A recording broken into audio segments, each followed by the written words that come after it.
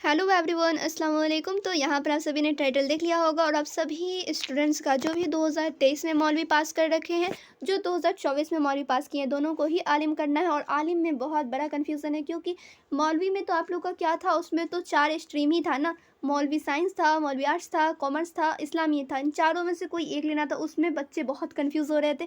अब तो आलिम में तो समझ लो आप लोग 7 ऑनर्स पेपर है, 7 में से कौन सा एक ऑनर्स पेपर ले जो आप सभी के लिए बेस्ट होगा, ईज़ी होगा, ये सारा कुछ मैं इस वीडियो में बताने वाली हूँ। उससे पहले एक कन्फ्यूज़न और दूर कर देती हूँ। बहुत सारे स्टूडेंट्स का कन्फ्यूज़न होता है, कामिल क्या होता है, ठीक है?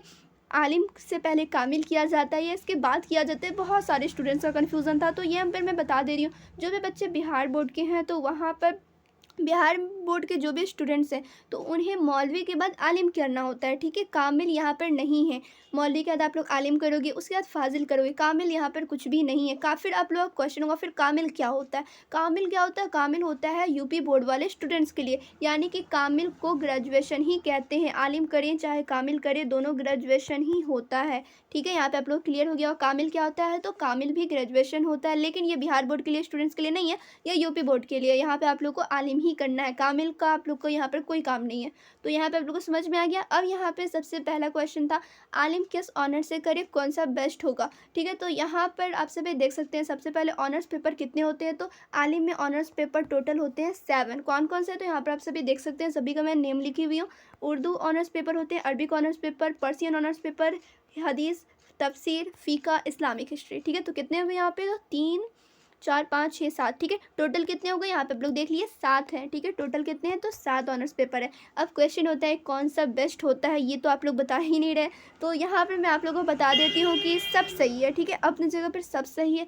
अब आपके अकॉर्डिंग होता है ना, आपके ऊपर है कि आपको कौन सा सब्जेक्ट सबसे ज़्यादा पसंद है। अगर आप लोग को अरबिक समझ में आ रहा है, अरबी पसंद है, तब मैं रिकमेंड करूँगी आप लोग अरबिक ऑनर्स पेपर लो, ठीक है? अगर आप लोग को फ़ारसी पसंद है तो फ़ारसी ऑनर्स पेपर लो, हदीस पसंद है तो हदीस ऑनर्स पेपर लो, जो भी आपका फेवरेट है, ठीक है? यहाँ पे आप लोग देख सकते हो, सातों में जो भी आप लोग का फेवरेट है ना, वो सब्जेक्ट का आप लोग ले सकते हो।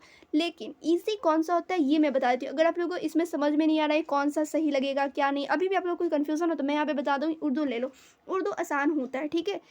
इसके अकॉर्डिंग अरबिक, फ़ारसी, हदीस, तफसीर, इस्लामिक हिस्ट्री, फ़िक़्ह, इस्लामिक हिस्ट्री भी ईज़ी होता है, फ़िक़्ह, ठीक है? इन सभी से अच्छा होता है और आसान होता है उर्दू। उर्दू में आप लोग को मतलब पढ़ना तो सब कुछ है, पड़ता है, लेकिन इन सभी से सही लगता है मुझे उर्दू। उर्दू ऑनर्स पेपर अगर आप लोग लेते हो तो सही है। उर्दू ऑनर्स पेपर जो भी स्टूडेंट्स लेगा, उसकी मैं तैयारी भी कराऊंगी चैनल पर, ठीक है? जो 2024 में एग्ज़ाम देंगे, 25 में देंगे, उन सभी की मैं तैयारी कराऊंगी उर्दू ऑनर्स पेपर के, सिर्फ उर्दू ऑनर्स की, ठीक है? अरबिक, हदीस, पर्सियन, इन सभी की नहीं।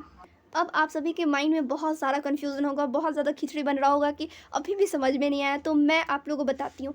आप सभी को ध्यान में रखना है, टोटल ऑनर्स पेपर होते हैं 7, ठीक है? ध्यान में है 7, सातों का नाम पता है। अब आप लोग कैसे चूज़ करोगे? तो सबसे पहले तो आप लोग को इसमें से देखना है कि कौन सा आप लोग को समझ में आता है। अरबिक समझ में आता है, उर्दू समझ में आता है, फ़ारसी। इसमें आप लोग सबसे पहले ये कर लोगे कि हाँ, ये सब्जेक्ट समझ में आता है, अरबी आप लोग को समझ में आता है।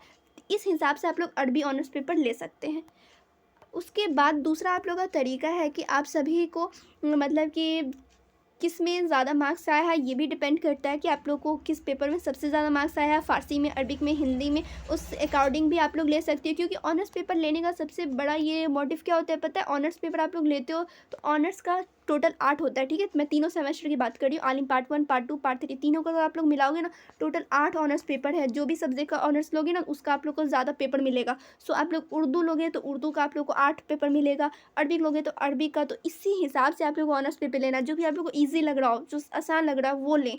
और मैं तो रिकमेंड करूँगी उर्दू ही लें, उर्दू बेस्ट होता है मेरे अकॉर्डिंग। आप लोग को जो भी पसंद है वो आप लोग लो, लेकिन अगर आप लोग को नहीं समझ में आ रहा है तब आप लोग उर्दू भी ले सकते हो, क्योंकि उर्दू बच्चे से सब पढ़ते आते हैं, अरबिक भी पढ़ते आते हैं, लेकिन उर्दू उर्दू ज़्यादा पढ़ते हैं, ठीक है? तो उर्दू भी आप लोग ले सकते हो, क्योंकि उर्दू आप लोग को पहले से पता होता है और आप लोग पढ़ लेते हो तो अच्छा स्कोर कर लेते हो इन सभी के अकॉर्डिंग, ठीक है? ये सब तो बहुत सारे स्टूडेंट्स लेते भी हैं। उर्दू अगर आपको लेना है तो उर्दू, नहीं तो इस्लामिक हिस्ट्री भी आसान होता है, इस्लामिक हिस्ट्री भी ले सकते हो, फ़ारसी भी ले सकते हो, तफसीर भी ले सकते हो, लेकिन सबसे आसान लगता है मुझे उर्दू, ठीक है?